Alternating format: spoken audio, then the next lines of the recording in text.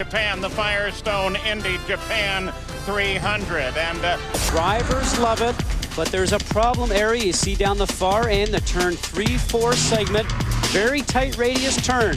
Now watch, 1.5 mile oval, very equal straights front and rear, 80 feet width that we talked about, great for passing, not much banking on the straights or in the turns, only 10 degrees. Wind is always a factor here down in this tight area, turns 3 and 4. And as you suggested, there's been trouble down here. Takagi, Dixon, Scheckter, and Hornick. Ready, they're ready. The engines are started. And the field's rolling. Here's the way they'll line up. On the pole is Dan Weldon, the second in a row for the likable Brit, and Greg Ray, his first front row start in 3 years. In row 2, Tony Kanaan, TK, the Phoenix winner. And Kosuke Matsura, the best start for the leader of the rookie points. In the third row, Buddy Rice, the pole winner in Miami. And the defending series champion, Scott Dixon, who crashed in practice. Sam Hornick, two-time IndyCar Series champion and the Miami winner, and Vitor Meira with his first race this year. Dario Franchitti and Darren Manning with miles of experience in Motegi, but none on the oval. Brian Herta, fourth time racing at the Twin Ring, and Scott Sharp, who is the defending race champion. Roger Yasukawa, it's his first start this year. And Mark Taylor, the Menards Infinity Pro Series champion. Helio Castroneves, he never seems to do well here in Japan. And Thomas Scheckter, who crashed in the practice. A.J. Foyt IV. And Adrian Fernandez, who is a two-time winner at the Twin Ring Motegi. Ed Carpenter on his first start in Japan, and alongside Robbie Buell, who finished 10th here last year. And in the last row, Tora Takagi, he's back there after that heavy crash in practice, and Alex Barron changed an engine and had to move to the last spot. So 1.5 miles around this track, 200 laps, 300 miles. They're going through turns 3 and 4 and ready for the start. 4 pit stops, that's probably what you're going to see in the weather. It's absolutely beautiful. Front row, Weldon and Ray. This 80-foot wide racetrack, watch for passing in turn 1. And they give him the green. Weldon gets a great advance on the start, though. Green to Weldon, and Tony Kanaan drops into second place. First time down the backstretch.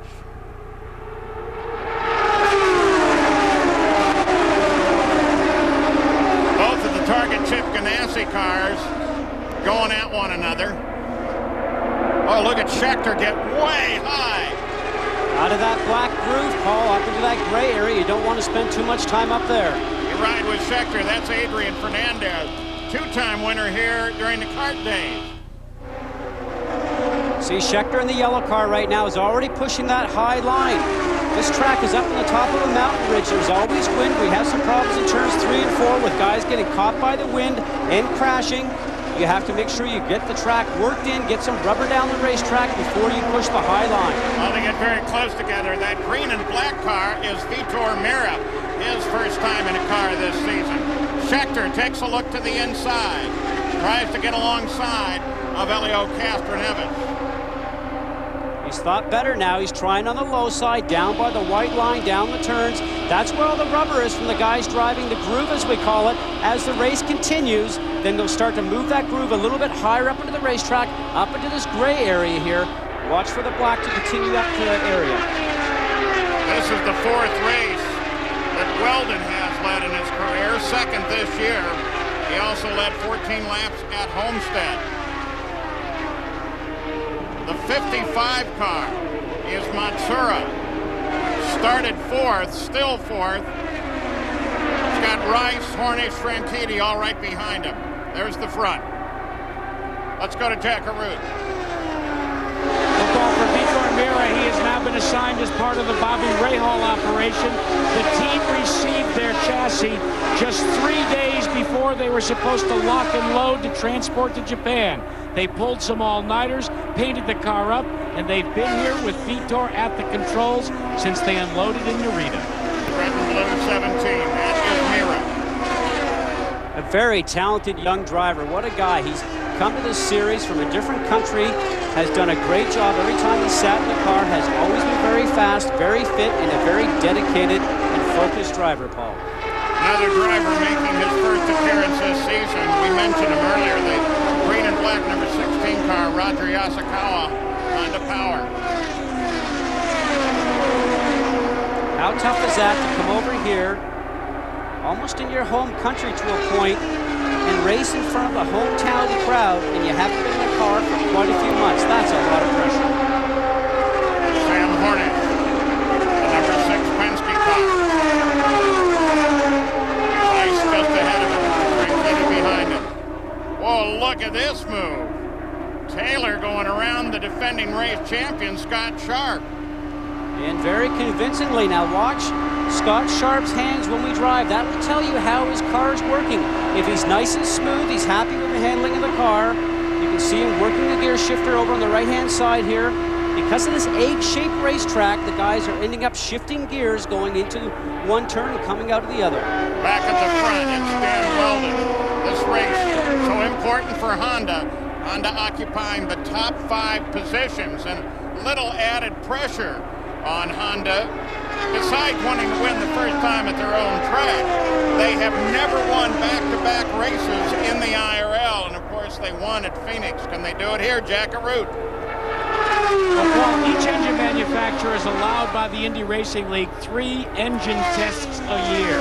Toyota and Chevrolet have reserved theirs for after the 3-liter engine is introduced at the Indianapolis 500.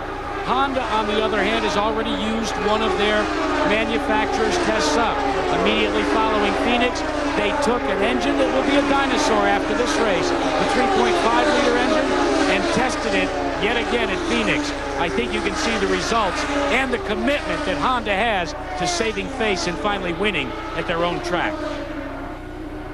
Well, very important for them, maybe the single most important endeavor of this year, and Honda led 85 of the 200 laps last year.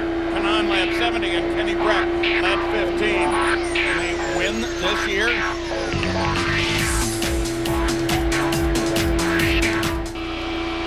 Right now with Thomas Scheckter, who's sitting well back. He has been right from the start. Not a great qualifying with his incident, and that's Helio Castroneves just in front of him. You're looking at 16th and 17th position.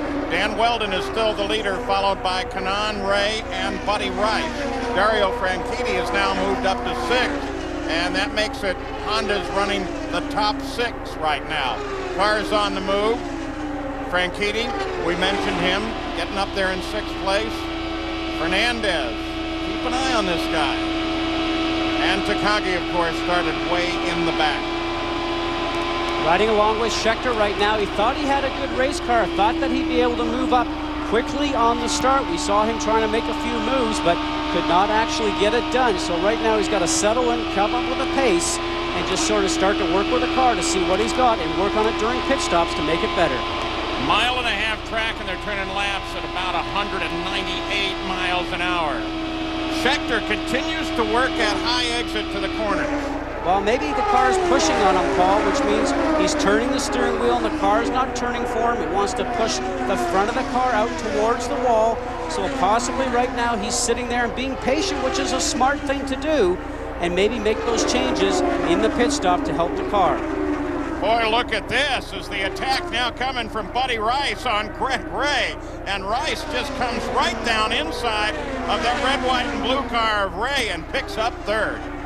Very convincingly, just able to drive it hard down into the turn, carry the momentum, and carry the speed all the way out of the turn. That's a very nice move. We're riding for a moment with Thomas Scheckter. He's still back at 17th place, chasing Castroneves, and least we forget, he's had 2 incidents with a wall here at Motegi. One in practice, and then one a year ago. He led 36 laps last year, but then on the 168th lap, he got into the wall, and that ended his day. 55 car is Matsura. Well, I can't tell you the reports on how happy he is to be running this race and in front of the Japanese crowd. lives now in Indianapolis, Indiana, while he tries to extend his IRL career. Greg Ray is dropping back, Jack Arute, now fourth. No cause for concern, though, from the Renovac pits. I talked to his crew chief.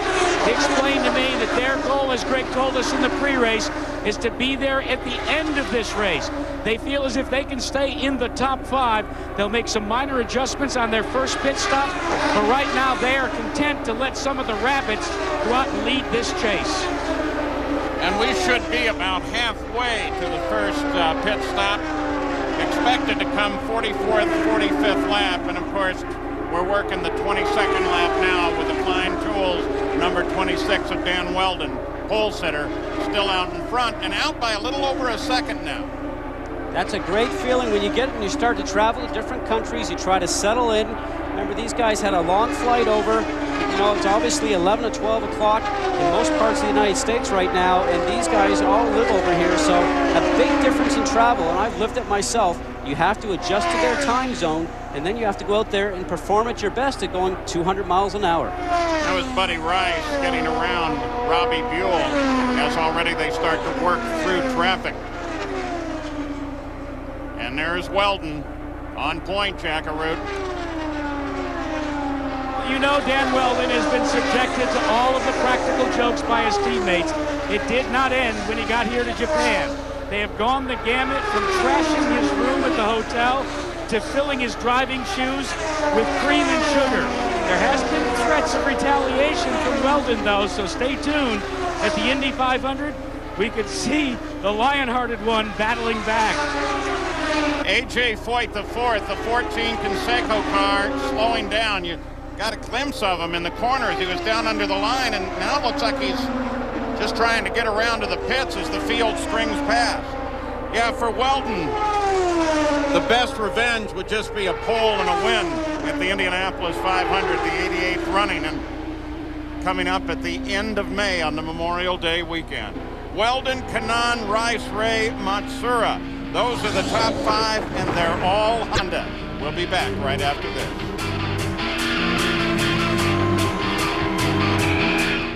Is driving the wheels off of his car, now up to 8th. He challenged Sam Hornish while we were away. Take a look at this as he moved to the inside and picked up 8th just that quick. Nice move, catching a draft from the car in front down the front stretch and making a nice smooth move on the inside. The front remains the same. Top 6 are all Hondas. Dan Weldon out in front. Hornish now has to contend, by the way, with Darren Manning, who's closing up on him as well. And you can see the interval as Weldon works his way through traffic from Weldon back to Tony Kanaan with 32 laps complete. We're working 33. Kanaan's closed up about 2/10. His 19th IndyCar start for Weldon. Remember, he subbed here for Dario back in 2003 when Dario had his motorcycle accident and fractured his back. 2003 Lombardi Rookie of the Year. I think he's going to win a lot of races this year, Paul.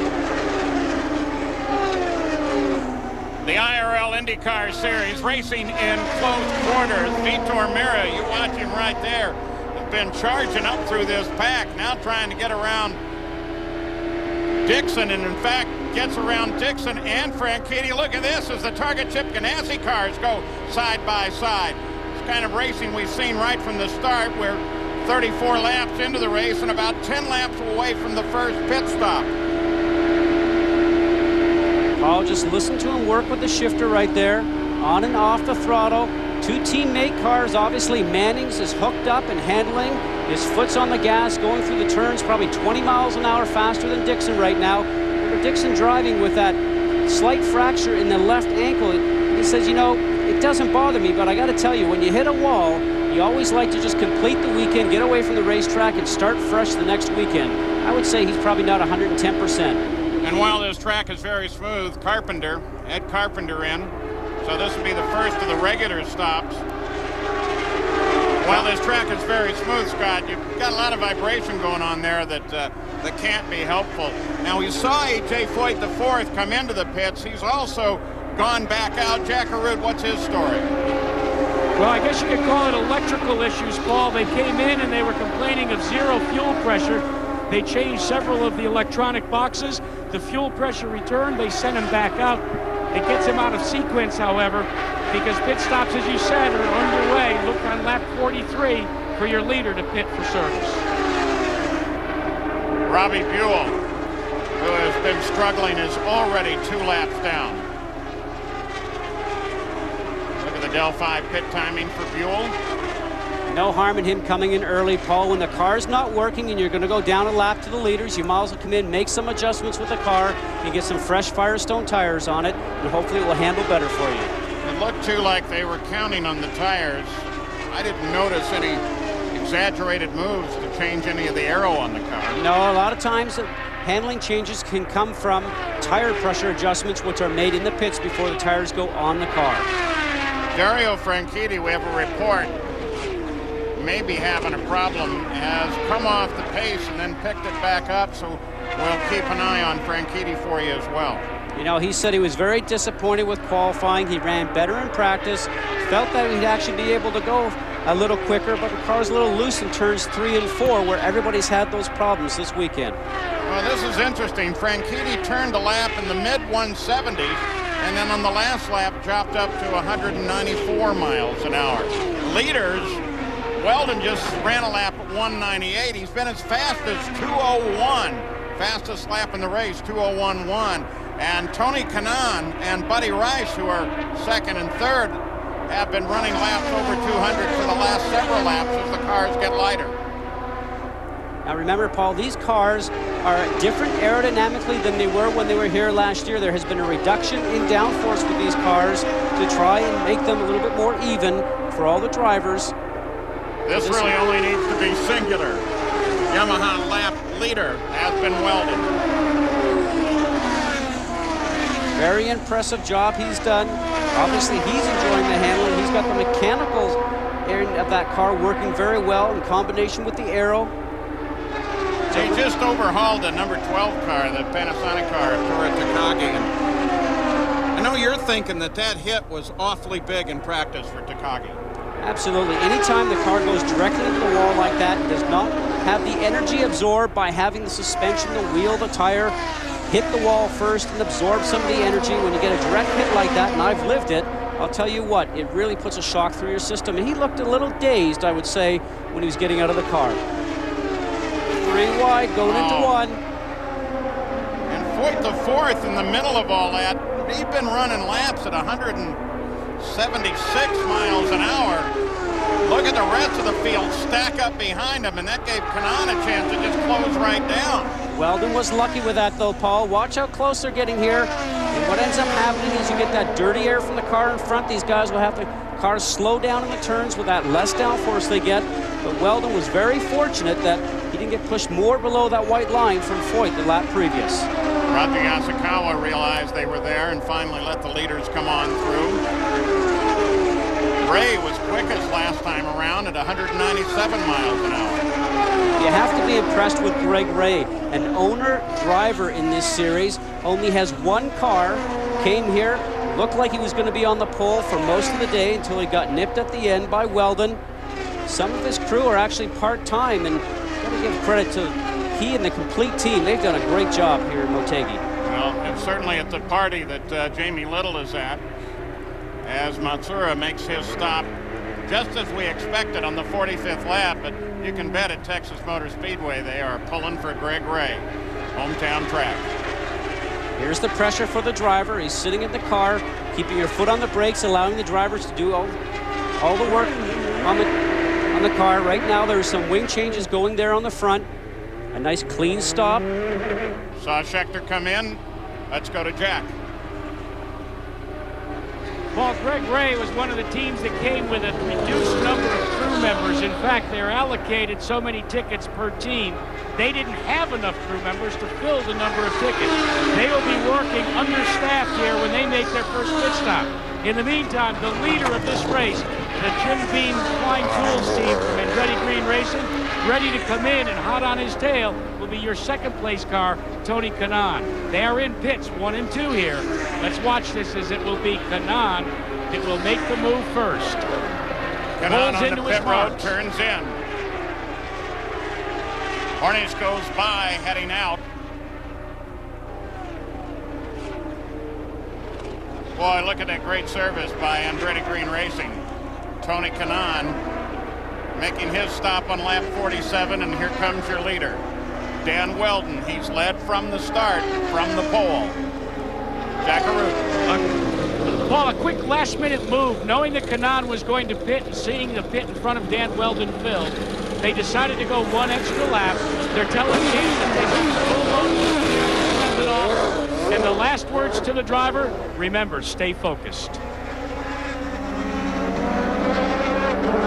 So Weldon comes back out, and that should give the lead over to Darren Manning of the Target Chip Ganassi team. And will also mean that Toyota is showing at the top of the scoreboard for the first time today. How will Honda respond? I would guess it'll be with a lot of power.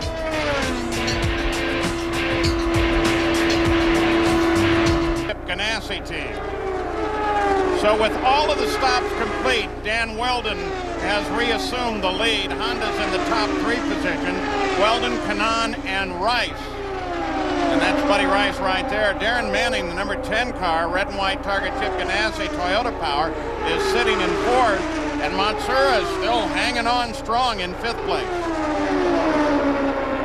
Very impressive run. They said that he was getting better each session he went through, working with the engineer and also having Adrian Fernandez helping him. So we watch Greg Ray coming into the pits. He already has been once into the pits. Ray, who started so well, has had some problems. Take a look at this, Scott.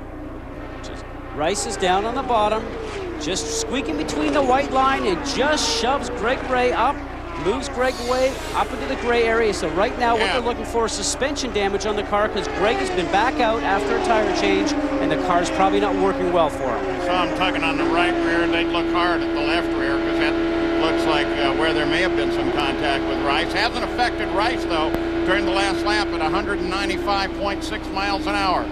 So the IndyCar Series is fast at the Twin Ring Motegi in Japan. Oh, see how close to the wall Dixon is right there. Getting a little bit of that dirty air, I'm sure. Off of Hornish just in front of him, lightens up the car in the turn and probably makes the car slide out from him. You know, he's got his foot in the gas when he's pushing that hard. The weight of a full fuel load, 30 gallons of fuel, is taking about 5 miles an hour off of their lap average. Let's go back and take a look. That was so close to the wall. Watch this, right up out of the black into the gray, and the right rear just gets close to the wall. Doesn't touch, but creates a bit of a dust storm along the way. That's what Bobby Unser used to call an almost crash. At these speeds, sometimes, Paul, I think we always felt that it's almost crashing just about every turn. Ben Green, right from the start. No caution. We're working lap 59. Weldon has been the dominant power, just like his teammate Tony Kanaan was in the last race at Phoenix. Kanaan second. Buddy Rice giving his car a good ride, sitting in 3rd. We drop back in the field now. As we go along with Dixon, you can see him changing gears because of the egg-shaped racetrack. Very wide open turns 1 and 2, very tight in 3 and 4. That's Hornish up ahead. Looks like the back end's trying to step out on that car. That's when the car is loose, as the drivers call it. The back end wants to swap ends. Remember, Sam had that problem in Phoenix, and the car spun around him in turns 1 and 2. Said that he was pushing the car too much in practice here the other day when he crashed and hit the turn 4 wall. Now we ride with Scott Dixon. Here comes Greg Ray back in. Jack Arute. Paul, the damage is on the front of the car. It's one of the suspension links. He connected with Vitor Mira. They're not quite sure what the problem is, but Greg Ray, every time he gets up to 200 miles an hour, a severe vibration. Scott, you know that's not what you want when you're going around a racetrack at those speeds.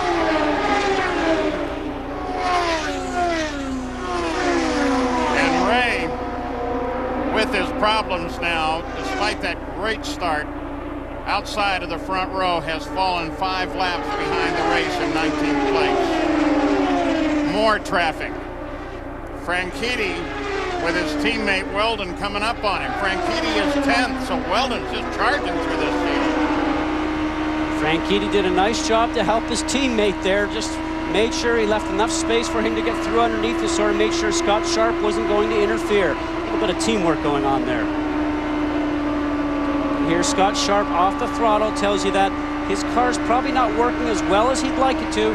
Getting back on the gas just a little gingerly, a little slow. Up a gear going into the turn. This is the turn 1-2 segment here. You're a little bit further on the gas, a little harder, carrying more speed. A little bit of vibration in the steering wheel there. Back up a gear. Now watch for him to go down a gear going into the turn. Down 2. Right down the center of the apex, back on the gas, and now he'll accelerate all the way down the straightaway. Working the 55th lap, Weldon, Kanaan, Rice, the top 3. Manning is trying to put a representation in for the Toyota contingent, currently sitting in 4th. And Matsura hangs on in 5th. Years and 37 years that Penske's been racing, it's been a fairly remarkable record. When we were away at break, Greg Ray team actually pushed his car back behind the wall into the garage area. We'll have to see if he's going to actually make any changes or repair. See if he can actually get the car back out on the racetrack to collect points for the championship. Sam Hornish Jr., despite having a very good morning warm-up, has not really performed up to expectations here. Started 7th, currently sits 8th. Here's Buddy Rice. He is 3rd behind Weldon and Kanaan. Jack? Well, Paul, if you listen closely, you can hear a foul sound coming from Buddy Rice's Honda. But I checked with Scott Remke, who calls the shots for Rice in the Argent mortgage car, and he said, yeah, it really sounds funky. But they looked at all the telemetry measuring the engine performance, and it's all A-OK. Well, that's what their telemetry might say, Jack. Mine is showing me that Weldon and Kanaan have run the last couple laps at 196, 197 miles an hour, while Rice has been there at 194. We'll watch the clock on this lap. Again, 194, 194.9. Sometimes what that sound can be is all the telemetry shows, all the functions of the engine are working correctly. Could be a broken header on the engine that causes that exhaust note change. Foyt the 4th in again. Don't forget his problems earlier when they pulled the cowling off of the engine and got him back into the fight. But he's currently in 13 laps behind the leader of the race because of the long time spent in the pits. Speaking of the leader, there he is on cruise control. Well, Weldon may not be waiting for the Indy 500 to get even with his teammate. Well, you remember he ran strong there last year, but tried that move underneath Sam Hornish going in through turns 3 and ended up on his roof in turns 3 and 4. It was a spectacular move, wasn't it? I'm sure he's going to have that in mind when he returns to Indy next month. But very strong run and very strong weekend for the whole complete Andretti Green racing team. See Foyt the 4th coming out there, down on the inside of Tony Kanaan, currently at 2nd place. The number 11, 711 car, again from the Andretti Green racing stable.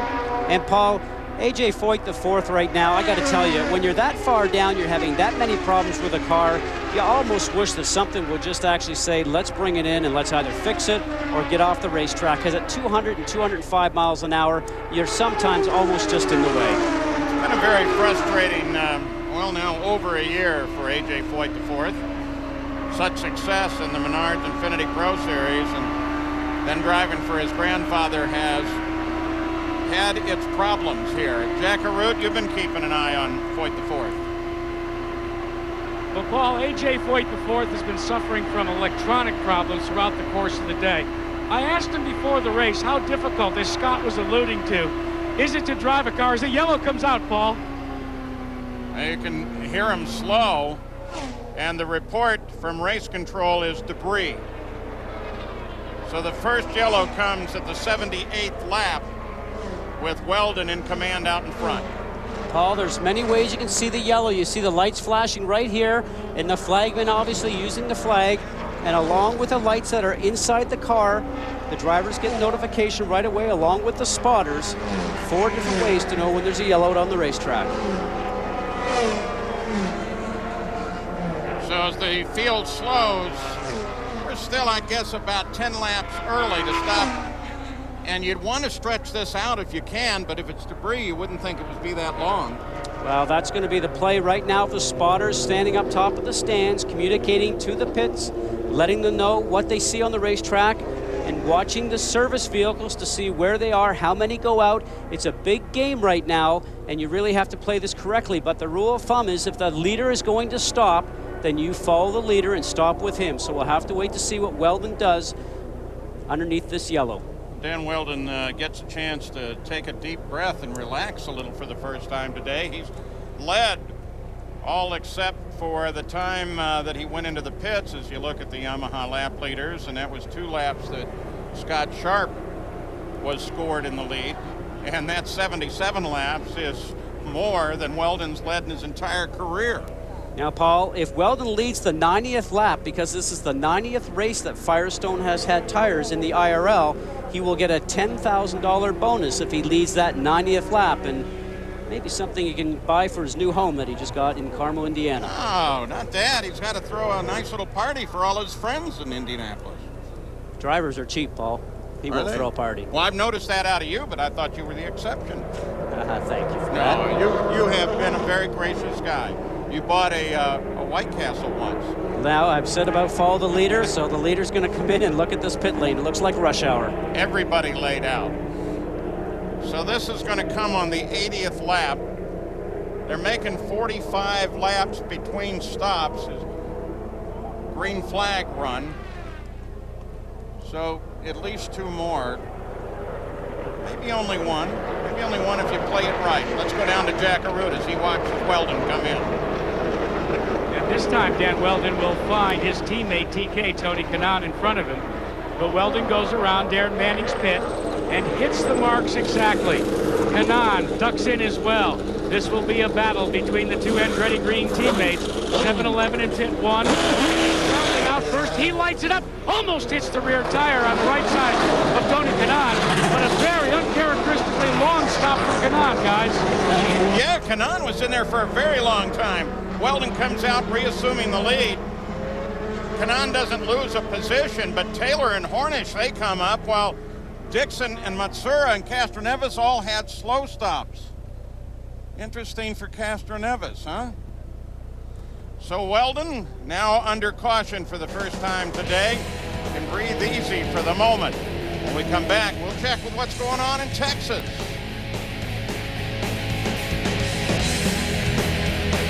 Wheel guns turn at 32,000 RPM, and it didn't cross thread, but it did lock up. We're back to green. Dan Weldon leads him down. You get 3 wide there in the back. And the good news for Weldon is that he's got clear track ahead of him for the first time since the start of the race. And Paul, we've been watching Taylor and noticing just during that break, good pit stops for him, and sitting 5th right now. Been very aggressive. Wasn't very happy with the first couple of races, but he's got the bit between his teeth this weekend. Weldon, Kanaan, Rice. Hornish goes up to the high side. But he kind of gets stuck up there. Schechter's been using that high groove as well. The IRL IndyCar Series live coverage from Motegi, Japan. 3rd round of the series, final preparation before the 88th running of the Indianapolis 500 on the Memorial Day weekend. And I can't get over how much Sam Hornish in that number 6 Marlboro Team Penske car struggling. Whoa, whoa, whoa, whoa, whoa, get it down. Whoa. What a save that one is. Oh, but there's the result right there. Not a save for Hornish, though. No, that was a great thump there on Koski, so I suspect right now those 2 had contact, and that's exactly probably what happened to Hornish and up in the wall. Yeah, but think about this. 2-time series champion Sam Hornish Jr. wins the first race he drives for Roger Penske, but since then, an accident at Phoenix, an accident in practice here, and now an accident in the race. So unlike him. A lot's going through his mind right now. He's thinking about points. He's thinking about the momentum that they've lost going into the Indy 500. Here they are, going into turn. Oh, there is exactly what's happening. Missouri right in there was actually carrying too much speed into there, got involved with some dirty air from the cars in front, pushed up, ended up catching the left front corner of Sam Hornish, knocked his wing off, lost downforce, and sent him up into the gray and right into the wall. You know, Scheckter and Helio Castroneves were both coming right down there, though separated by a lap. Look at how they'll have to dodge to get away from Now, watch the car right there, 55, Koski Missouri, dirty air coming from the car directly in front of him right there, so he gets that dirty air. He's now pushing up in front of Sam. You can see the debris coming off of Sam's car, and Sam right now is going up into this gray. Once you get into that gray area there, there's no grip there whatsoever, and he's pushing right up into the wall. And like you said, great save for Matsura. You're on board now. Well, he's probably starting to take his first breath. So caution comes out for the second time on the 90th lap of this 200-lap run. Will anybody take a chance on a stop now? You have to push it to the limit. This one obviously was not his fault, but you know, now he goes home and moves into his new home, and he's looking forward also to his wedding in the beginning of June. And I just know that he spent some time up in Chicago recently at the Hugo Boss outlet, obviously a sponsor, and had the opportunity to get a lot of touches for him and his people on the team. Yeah, but a wedding in the Indy 500 in 7-day period. No pressure there. Green flag, back out. Weldon leads him down. Dixon working with Rice, battle for fourth. Actually, Manning, I think that's the 10-car, target 10-car of Manning. He's been very right. strong. He's the top Toyota right now, sitting in third. But both the target Chip Ganassi cars are right there.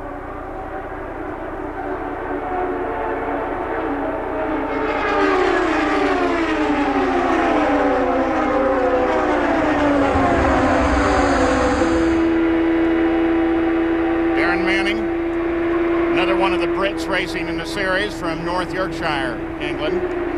Again, lives very close to the target Chip Ganassi headquarters and shop in Indianapolis. Jack Root, Sam Hornish, what's the story? Is he okay? Yeah, he's fine. Let's check out if he can tell us into his recollection what happened up there in one. Just not enough guys using their heads out there. I mean, it's this is a tough race. It's hard to pass here, so guys, you really have to get a good start, good restarts, and you know, everybody's kind of jumpy, and we got in there and got the front end of the car ran over, and can't turn it with one wheel. What about the track conditions? Are they better or what? You know, we missed on the setup by a little bit. We pushed in the first stint, made an adjustment, then we were loose. So I think we were going to be right where we were at. You know, all the Marlboro Team Penske guys worked really hard. You know, we had a good car, you know, maybe not enough to win, but we were working on it, trying to get it there. Indy's next. Yeah, and that, of course, is now the big focus for Sam Hornish. Weldon, Kanaan, as they pass over the halfway point. Very tight battle for the lead. Then Manning and Dixon run third and fourth, the two target Chip Ganassi cars.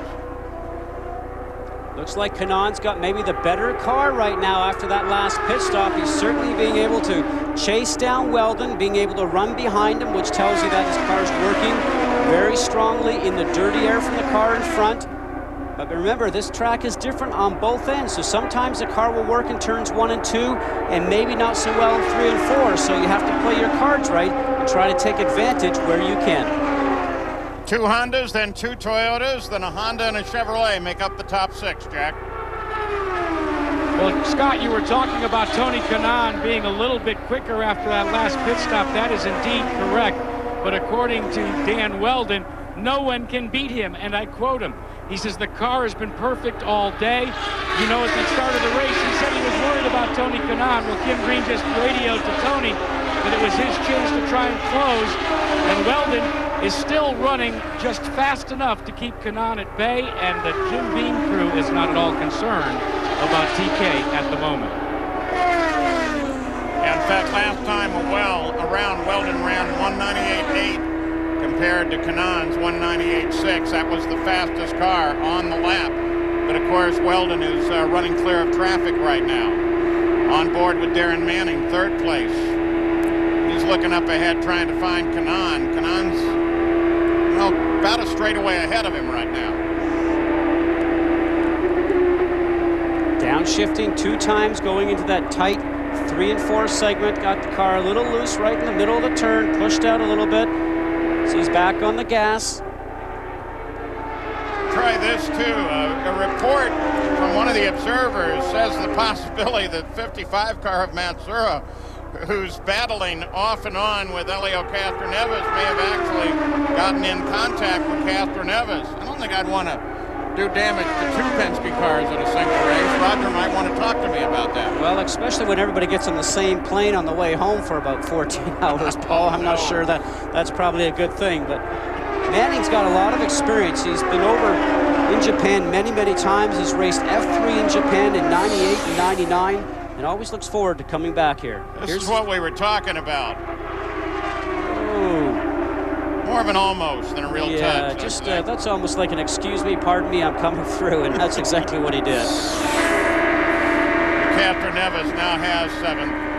Matsura is sitting in 8th. Rice has fallen a bit off the pace at 197 flat last couple of laps. Weldon still in front. What do you think? Will he stay there?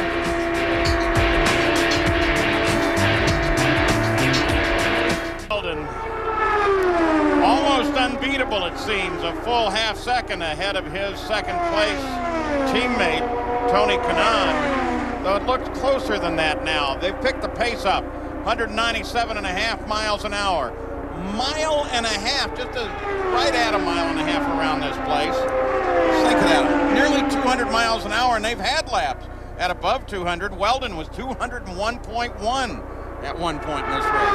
Now what these guys are going to have to start to think about here, I'm sure Michael Andretti's thinking about it right now, is to make sure that Honda is going to win this race. And race drivers are a rare breed. You know, you're going to forget about that when it comes down to 5 laps to go. If the guy behind you is going to be trying to pass, even if it's your teammate, these guys certainly don't want to take each other out and give Toyota a win, because right now Toyota is running 3rd and 4th.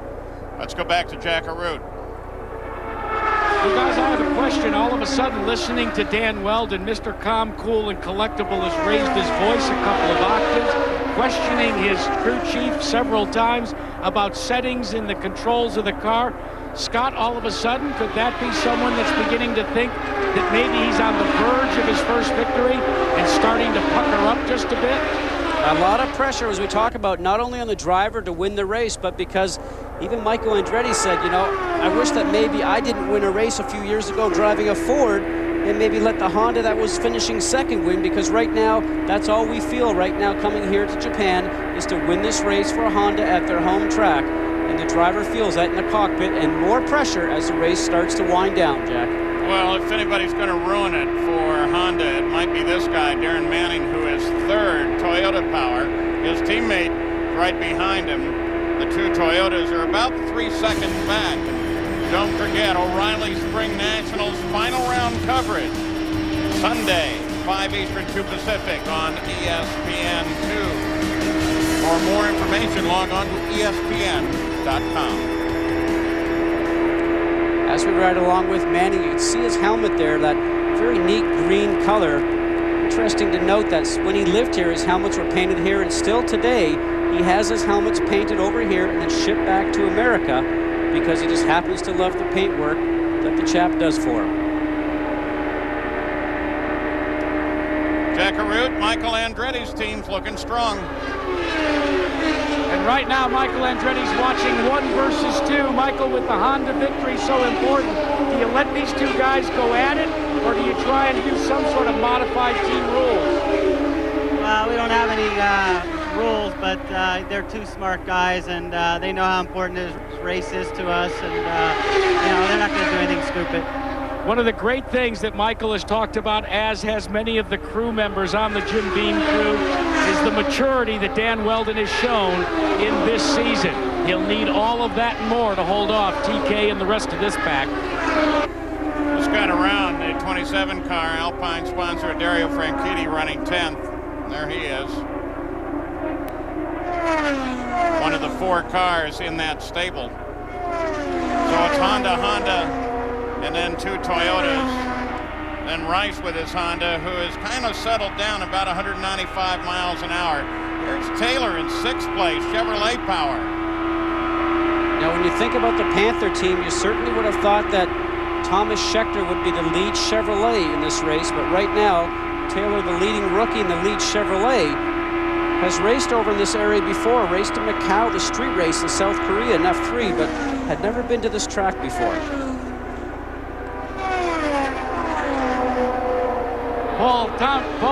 Mark Taylor, Catfish has a brand new spotter, someone that all of us are familiar with. We used to call him the gas man and work topside with us after he won a couple of Indianapolis 500s. Tom Sneva has made the trip here to Japan. I asked Tom why he would want to leave the golf course in Arizona, and he said, well, I like sushi. So he thought he'd come over here and spot for Taylor, and he's been doing the job all afternoon. Let me think about that for a minute. Sneva's spotting me. What do you think, Scott? I don't know. You know, Pancho Carter has been one of the best out there right now, and John Barnes and the team certainly know how to find great spotters, so maybe it works. Well, you know, when you take a look at the famous Borg-Warner Trophy, as we look at the Yamaha lap leaders, still Dan Weldon is the story here, just like his teammate Tony Kanaan was at Phoenix. You look at the Borg-Warner Trophy, Tom Sneva's wearing a pretty thick pair of glasses and that little silver likeness that they put for each winner. I don't know. I've been with Tom in the booth a lot. I think I'd just buy him the sushi and some sake and let him go. Visor can from Scott Sharp. Look how busy, all that information that's on the steering wheel right there. You see these lights going off on the top of the steering wheel. See a green, yellow, then red. The driver doesn't have to watch the RPMs of the engine, which is right there in the center. He gets to watch these lights start to illuminate. You see them go right there. As soon as he sees the red, he reaches down and grabs a shifter over here on the right side.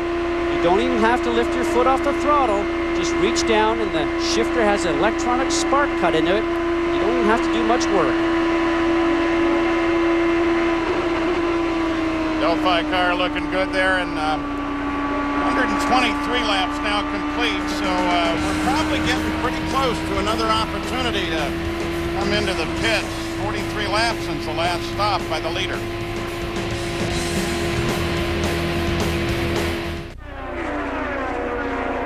Back with our live coverage of the IRL IndyCar Series, the Firestone Indy Japan 300 from Twin Ring Motegi, Honda's track in Japan, and Honda's running first and second right now, looking for their first win on their very own track. 6 previous races they've not been able to win. It's become a serious matter, as the Japanese call it, face for them. They want to end that streak of non-victories.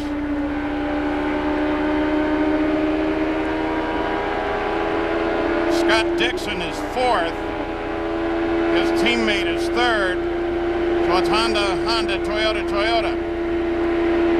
Best Chevrolet at the moment is Mark Taylor. He's in 6th and was 3rd quick at 195.2 miles an hour last time around. Catherine Evis just behind him. But the key guy has been Weldon all the way. Get a glimpse there of the number 5 car of Adrian Fernandez. When kart raced here, he won twice.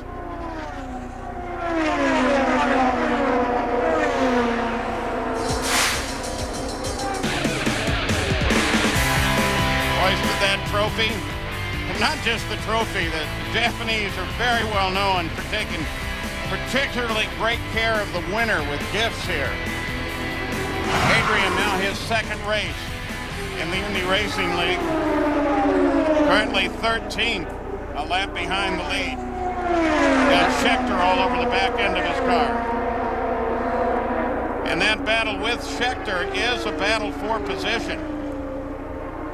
Castor Neves, who just got around Rice as Rice headed down into the pits. Rice in on the 131st lap. Report is that Tony Kanaan is also coming in.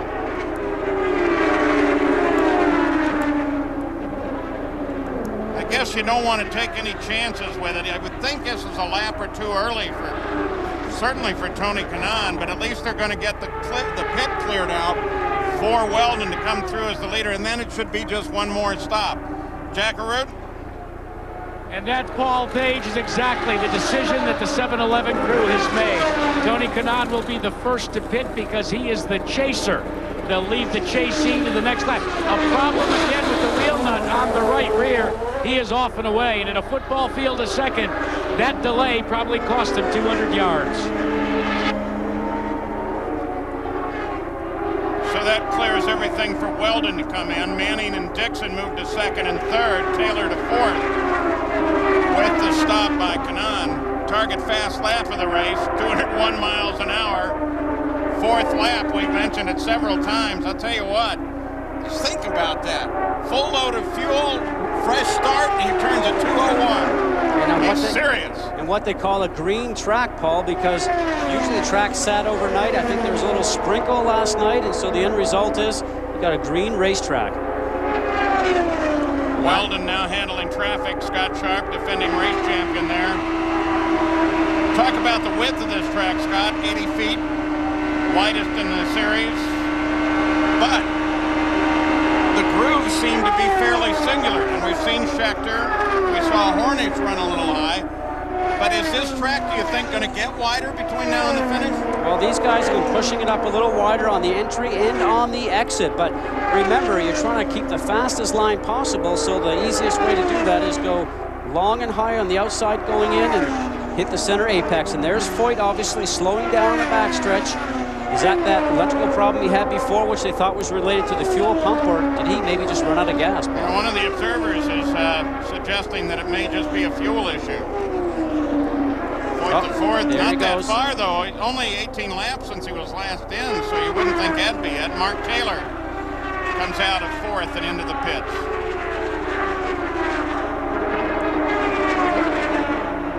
Must be happy with that car. There was no changes on the car. Didn't seem like any wing changes. And now we watch for the leader. And for Scott Dixon. Dixon is on the pit road. Foyt the fourth goes into the pits. That should be more than routine. 60 miles an hour down that pit lane. Seems like an eternity.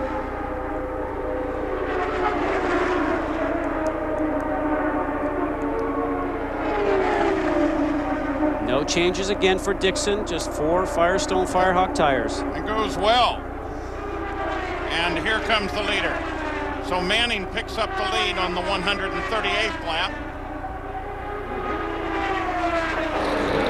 This stop so very important for the chasee. The leader, Dan Weldon, taking on the 30th. Lights the tires. He is off and away. It was a nice job by Dan Weldon. By my calculations, Guy, there should be only one stop to go. Yeah, that would seem right. Weldon comes back into the fight. Manning has got to stop. Casper Neves comes up into second place. The IRL IndyCar Series. Dan Weldon, this guy right here, has been the class of the race, but Manning's got some problems, Jack. Yeah, Darren Manning overshot his pit. He had the brakes locked up. They had to push the car back. Now he's taking on the fuel. It was extra long because the fuel nozzle could not reach where Manning stopped. They had to push him back. Costly stop for the young kid. Now, since the fuel is in a large tank in the pits, and it's carefully regulated in height, angle, and hose length, you've got to start right on the dime. Now, Manning, of course, picked up the lead. He's the only driver in the series to lead in all 3 races thus far this year. Casper Neves is now in front.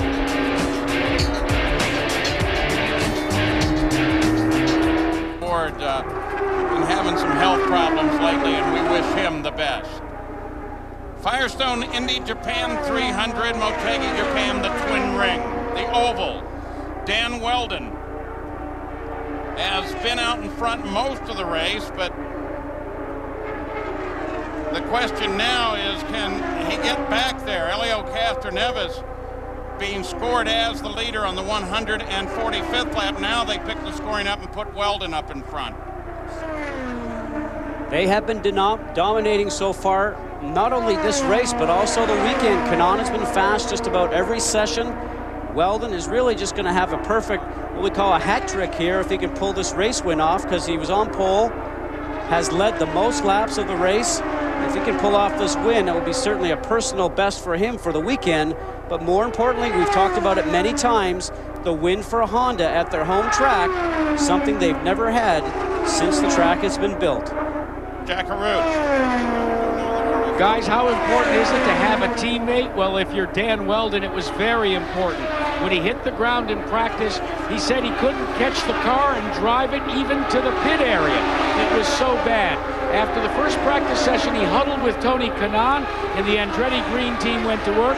He took Kanaan's setup on the final practice before qualifying, and you saw the end result was a pole position. The setup today, well, they wouldn't tell me whether it was Kanaan's or Weldon's. Let's just call it an Andretti Green setup. And Jack Weldon was very complimentary of giving credit to his engineer, Eddie Jones, because he said he was the guy that gave him the magic to make this car go fast.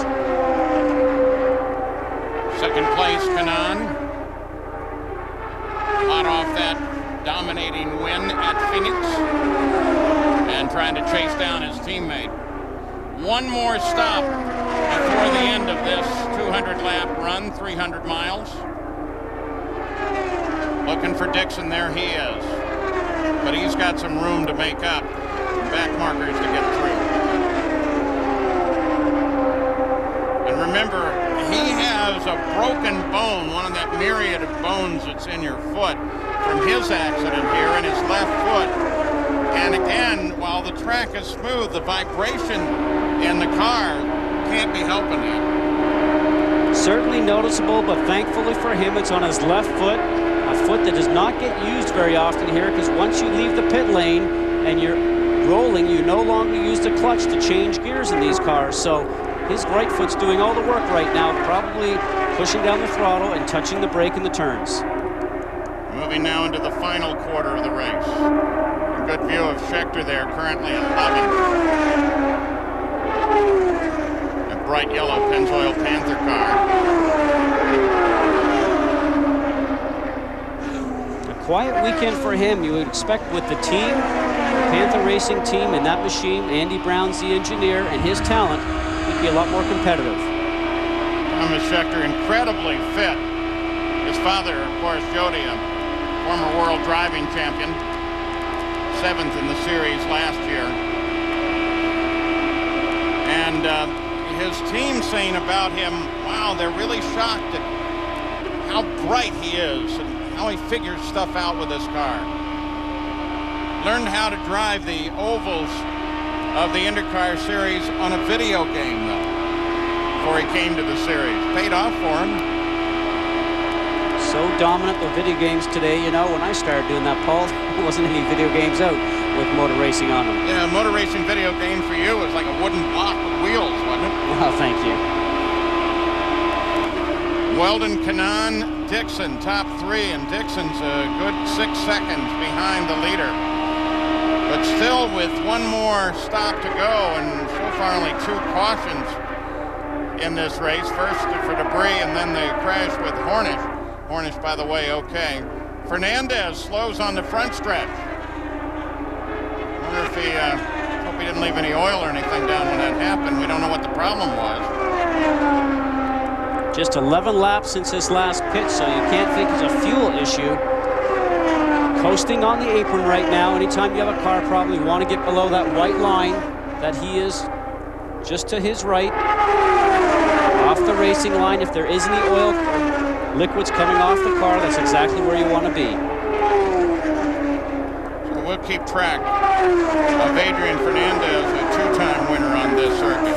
Weldon, Kanaan, Dixon, Honda, Toyota. Honda may be about to break the curse. It looks like you're having a great time at Texas Motor Speedway. Dan Weldon is still the leader. Back in the field, here's Roger Yasukawa, currently in 14th. Matsura is currently in 8th, and Adrian Fernandez out of the car. And we're not sure what happened here. Jack Arute, do you know? Well, the marriage with the IRL and Adrian Fernandez and Delmex Quaker State rocky in the first 2 races. What happened? we lost drive somehow. We were coming out of 4, and the car was not ready. The engine is good. The Honda engine was great all weekend, but you know, something happened on the gearbox, but it wasn't on the shifting like in Phoenix. This was something else. Adrian, how difficult is this package to adapt to? Well, like everything else, something new is always difficult. But at least I managed to get some laps, understand about the racing here and everything else. So it was a good experience, even though we didn't finish. So we should be stronger and stronger every race. Good luck down the road. Adrian Fernandez out. Now he can look forward to the Indy 500. We were talking about the test of the new engine, the 3-liter engine at the Indianapolis Motor Speedway. They also tested some aero packages that they're putting on the cars to help safety. Well, right now you see that center wicker, the black wicker that's just going right down the straight middle of the car right there. Something that the IRL came up with all the way from the front to the rear of the car to hopefully stop the car from turning over if it's to go sideways. It worked quite well. Speeds are down around the 218, 220 mile an hour mark, exactly where Brian Barnhart wanted the cars to run this year. Whoa, this is a problem. This is not good. Oh, and that's the wall. That is the wall. Up in the gray, no grip on that dirty gray area, and the end of a great run for Mark Taylor. Yeah, he was running 7th, the highest place Chevrolet, and that thing just doesn't want to get away from the wall now. Well, he's actually still got his foot on the gas. I think he thinks he wants to drive that thing in, but it's best just to sort of park it. Pretty soon the spotter will be telling him just to pull it off to the side. At this point, there's obviously no brakes. You're just trying to keep it against the wall so it doesn't get down in traffic. You absolutely don't want to be down in traffic. See, the brakes work right there. I think he thought that maybe it wasn't too bad. Drivers never give up, so I think he was thinking that he might have been able to drive in the pit lane and actually make some repairs, but with an impact like that, there's absolutely no way. Yeah, but in the cockpit, how much of that damage do you know is really out there other than what you felt? You know, when you're new to this, you always think that it can be repaired, but as you get a little older, a little wiser, you realize that it's not going to work. You can tell by the noise. You can tell by the noise and the impact. Remember, these guys are seeing anywhere from 50 to 75 Gs when they have an accident. I mean, Tora Takagi the other day, 67.8 Gs upon impact. I mean, that's huge, and anytime you get up in that, it just really destroys the car, and that's when you start to do damage to the driver.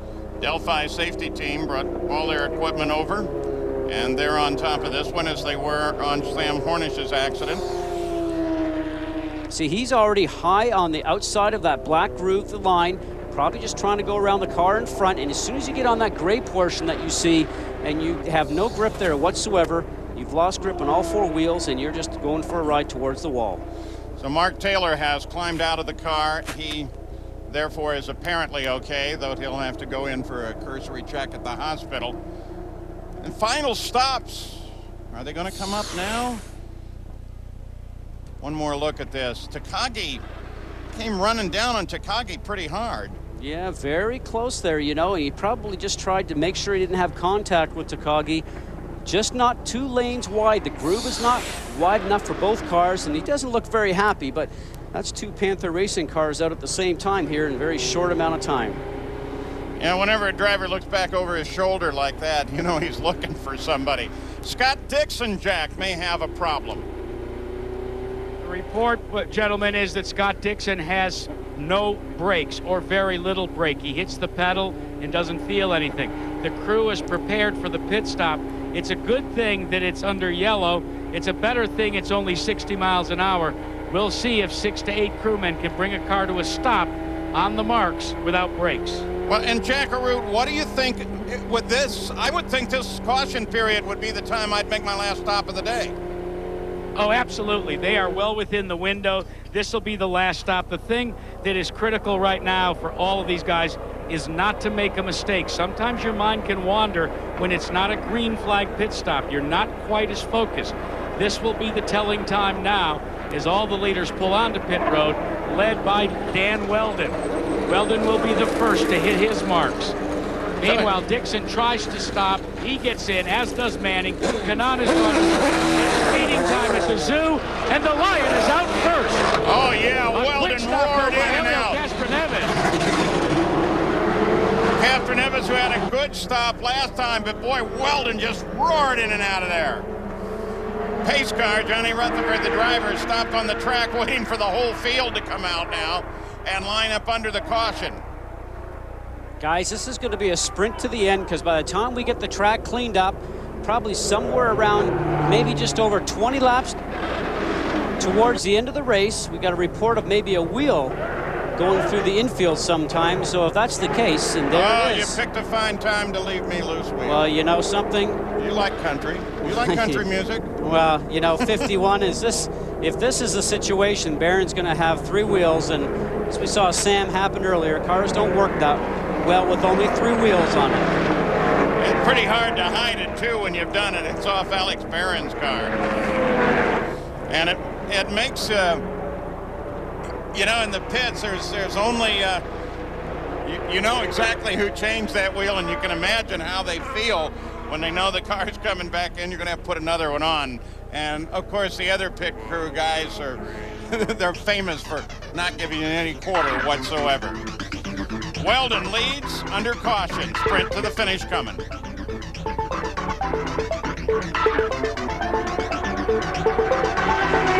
Of coverage for ABC Sports. Plenty of coverage, 31 and a half hours of coverage at Indy between ABC and ESPN, including Sports Center. All kinds of great reporting from the 88th running of the greatest spectacle in racing. Make sure you're there to join us. So the final stops have now occurred. Scott Goodyear suggested it is going to be a sprint to the finish, assuming there are no other cautions. Dan Weldon is the leader. Helio Castroneves and Penske Racing, there's Vitor Meira. He's out of competition as well, finishing about 8 laps behind the leader when he finally climbed out of the car. Currently scored in 17th, and he'll probably ratchet down a little bit more before the end of the day. But Helio Castroneves and Roger Penske's team took a gamble, didn't change tires on the last stop, just refuel. He's sitting in second. The tires, those Firestone Firehawks, are working for him. He might be able to mount a challenge. Weldon has led 167. Castroneves, Manning Sharp also led. And remember last year, Honda thought they had it going right up until the finish, and then Scott Sharp just snatched it away at the last minute. Well, Paul, the reason for not changing tires to allow for a quicker pit stop to get him out in front of the cars that he maybe came in behind when he entered pit lane. But the interesting story I see right now, the first 6 cars are a Honda, Toyota, Honda, Toyota, Honda, Toyota power. The top Chevy with Taylor is now out from that last crash. So it's going to become a very interesting sprint to the finish. Yeah, you think it's not tight in the corporate suites of both Honda and Toyota? Jack Arute. The last advice to Dan Weldon, guy, it comes down to this start. You've got to beat Castroneves. Now tall order. There's a go zone down in turn 3 and 4, an area where the drivers are allowed to accelerate any earlier than that, and you can be assessed a penalty. Leader gets to bring him back at his pace. Green flag is out. Kanaan works down to the inside of Castroneves. Kanaan goes for second. Now Weldon has somebody who can protect him. Weldon pulls away in the lead. Not the best restart for Castroneves. He saw him running that low line, trying to block Kanaan going down the front stretch, but just could not make the car wide enough. Manning, Rice, Dixon just behind this battle for the lead. Weldon pulls away. That was just such a good move by Kanaan. And then Michael Andretti says, no, we don't have any rules. There's no team strategy. I can assure you that Kanaan heard that on his radio from his spotter and maybe even from Michael Andretti. You know the job you have to do. You have to get up to second. You have to be a buffer. So Weldon has pulled out almost a full second right away. Mark Taylor involved in that incident now with Jack Arute. Mark, first of all, you're okay. What happened? Yeah, I'm fine. We had a great car. The Menards John Manville car was great today. Panther have done a great job all weekend, giving me a great car, and we've been working to make sure the track was as best as possible. And it was just with the wind picking up as it is, it's a bit treacherous on that outside line, and when you've got someone dive down the inside of you like that into one, you're screwed really, because you've got nowhere to go and you go in that dirt and you just can't turn and you just hit the wall. It's unfortunate. We were right up there were going to get a great result, and unfortunately it ended early for us. And guys, it should be pointed out the wind has kicked up considerably, double what it was when they dropped the green. The direction, it's going right down your nose when you go down the backstretch. So it's the opposite of Thursday. Now you got a tailwind going into turn 1. Of course, when that wind kicked up during the Thursday practice this week, it also kicked quite a bit of dust onto the track, and some people say that might have been part of the problem that they had that caused those 4 different accidents between 3 and 4. So Dan Weldon now with 182 laps being worked.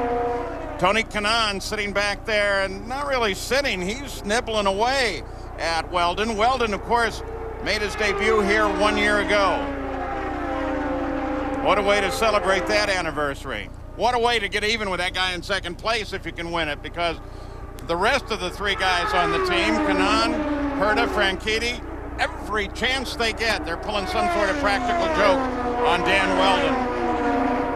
Well, like they say, paybacks, Paul, and this is certainly a payback that would be one that Weldon would certainly like. And I'm watching the cars, and it seems like Weldon works very well in 1 and 2, and maybe Kanaan works a little bit better in 3 and 4, but you have to remember one thing. It's one thing to catch up to the car in front, and it's another thing to pass, even on a high bank track where you have multiple lanes. Here, it's a little bit more difficult. You enter high, you go low in the center of the turn, and you run a high line going off to keep your speed up. Very difficult to get past the car in front. And we were just going to show you where the Andretti Green drivers were, and here is one, Brian Herta, with something going wrong back in the engine room. Now this may not bring out the yellow, Paul, because he is down below the racing line. He's down below that white line on the racetrack.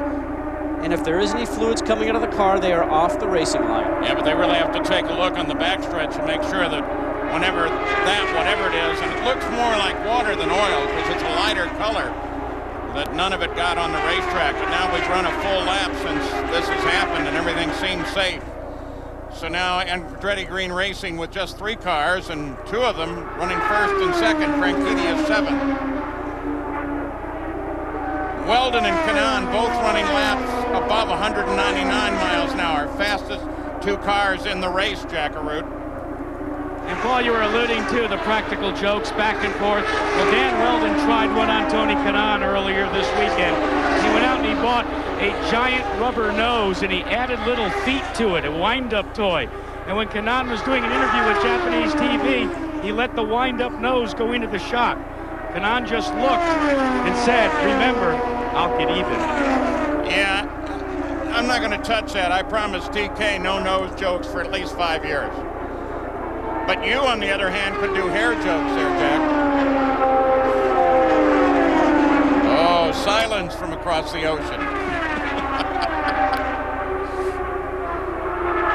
Working 188.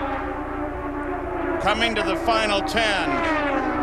Weldon had Kanaan about 0.8 of a second behind him, and now it's 0.9. Now Weldon is just 25 years old, and he's sort of new to the Honda team and new to the Andretti Green team, but Kanaan has been racing for Honda for years, and he said he felt the pressure coming here probably more than just about any of them. Between him and Dario Franchitti in the 27 car that you see up ahead, both of these guys felt a lot of pressure to come here and win for Honda. And Manning is trying to put Franchitti a second lap down. Manning is currently 4th. His next closest actual competitor on the circuit is Castro Neves.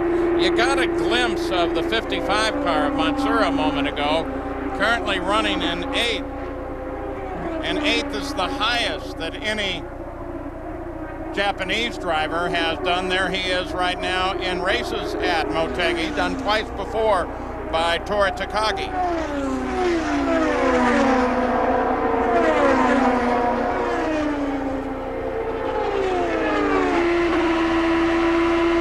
Well, it's still very early in the season to think much about the points battle, though it's on the minds of every competitor here today. When you came in to this event as a result of his place at Miami and then his win at Phoenix, Kanaan took the points lead, but if Weldon stays where he is, then the points lead's going to change again. So is 2 years in a row that Kanaan has come to this race leading the points, and be 2 years in a row that he's going to leave and not have the points leave when he leads. So maybe he's not going to like Japan. Well, now moving to the final 8 laps. Honda's got to be feeling pretty comfortable now. Honda-powered cars first and second. In this, the last race for the 3.5-liter engine.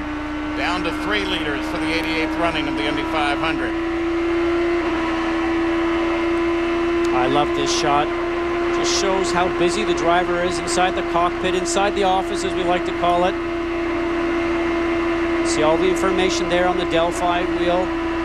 Moves his hand around a little bit. You see the information in the dials. Fuel trim. They have toggle switches to do weight jacker. All the electronic information that's there. Water temperature, oil pressure. Thumbs just slightly over the grip right in the middle. It's a different position than you see a lot of guys using now. Well, a lot of guys hold the wheel just a little bit different. It's really preference. You see the right hand always working the gear shifter here. He's doing a great job running behind the car in front that gives all that dirty air off. It looks like it's probably 55 of Koski Masura. Pretty busy inside the car. A lot of people think you don't do a whole lot, Paul, because you're just sitting down, but you're sitting inside that cockpit at 130 degrees Fahrenheit usually with all that hot stuff around you, and you're working pretty diligently. Sharp is in a fight for 8th place with the 55 car of Matsura just ahead of him. Weldon has a full second on second place Tony Kanaan. 5 to go, a little less than that now. Honda, Toyota. Highest place Chevrolet is now Alex Barron, and he's 12th.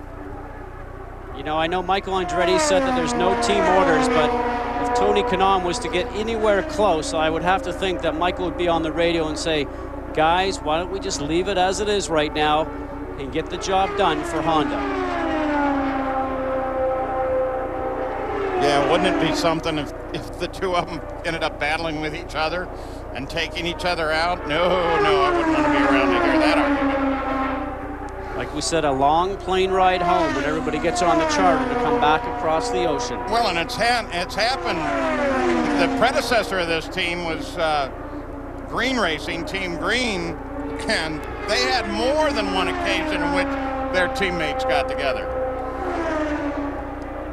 Right now, it looks like Weldon is untouchable. He's done such a great job. Like we said, 25 years old, not a whole lot of IndyCar experience, but being able to run at high-speed ovals over 200 miles an hour, the concentration level is probably one of the toughest things he has to learn, more than being able to be physically fit. To be able to run these speeds for 200 laps, 300 miles, no errors in pit stops, that's the tough job here today. 90th race in the history of the Indy Racing League IndyCar Series. This may be the first win by an Englishman in the series. Dan Weldon and Honda looking for back-to-back wins for the first time in the Indy Racing League. Just a mile and a half to go for Dan Weldon. 22nd time in the history of the league, if he can just make it around this last lap. But a driver has won from the pole. Last guy to do it was DeFerrin at Texas just last year in the final race of his career. Dan Weldon. They don't come any more likable, and now he's notched his first victory. Dan Weldon takes the win. Kanaan second. Helio Castroneves takes third, followed closely by Darren Manning, who finishes in fourth. Crowd's loving it. Honda, Toyota. You know, Tony Kanaan said that if he was to win or somebody from his team was to win, they would actually probably have to stand in the Honda Museum for the next week and sign autographs. But I'm going to expect that there's probably going to be a statue of Danny Weldon outside the Honda Museum just for this win. Oh, Andretti Green Racing, look how excited and happy they are about that one. Listen to the crowd.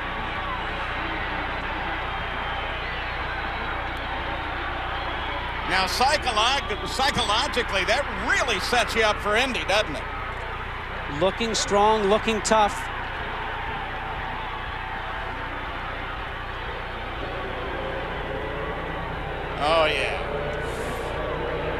He doesn't know his work has just begun on the PR trail, though, Paul.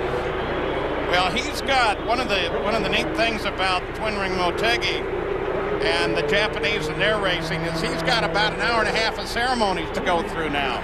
They really celebrate their victories here. So you're saying he might miss the charter on the way home? No, I don't think so. Everybody wants to get back. Well, Tony Kanaan's going to celebrate for Weldon. He's celebrating for Honda, I think. Yeah, exactly. Obviously, he doesn't have to pay for those tires, does he? Look at that. That is actually great car control. Don't you just love this crowd? Listen to them still.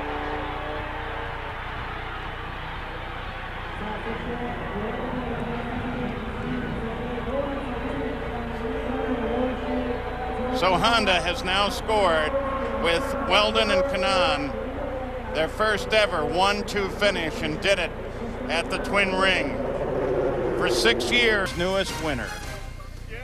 And the guy that is congratulating him right now has been well behind the Honda efforts. And Dan Weldon, we're going to talk about this being your first victory in a moment.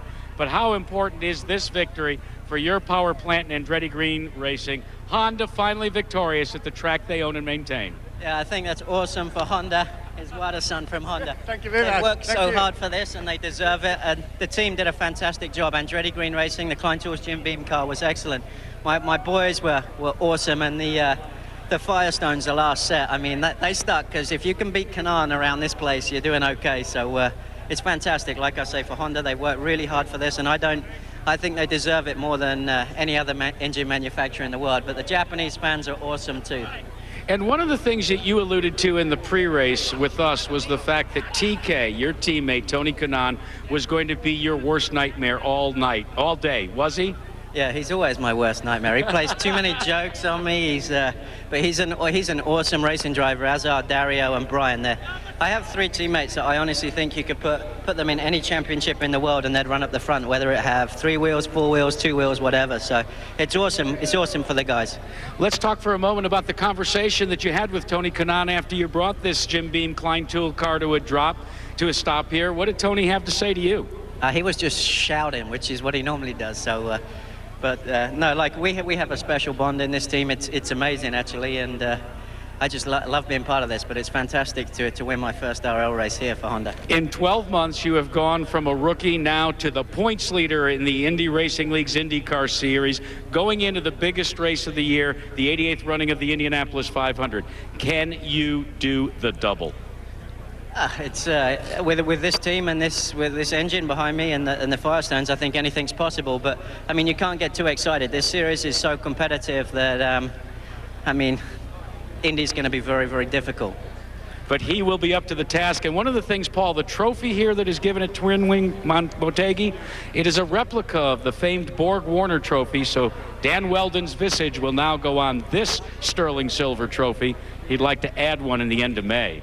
And what's he saying there, that he can finally pay for that necklace? Look at that trophy in the background, too. Well, the crowd loved it. Honda's victory. All of their IRL wins have come out of Andretti Green Racing. And there are your point standings, with Weldon now showing 6 points over second place Tony Kanaan in the Firestone point standings. Kanaan, Herta. Kanaan with 4 wins, Weldon with 1, and Herta with... That actually shows him as 1.4 seconds behind, but he was right there, Jack.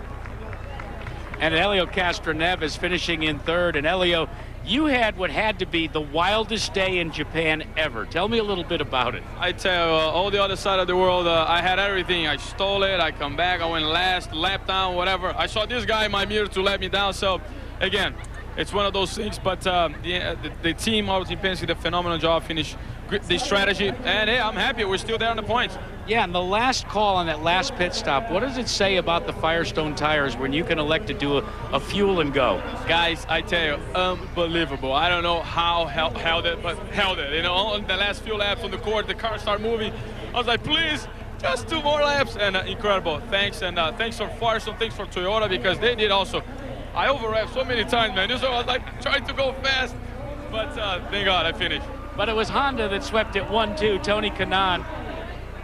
What kind of day did you have? It looked to me as if maybe the car was just a little bit off chassis-wise. Well, what happened was we lost a gurney.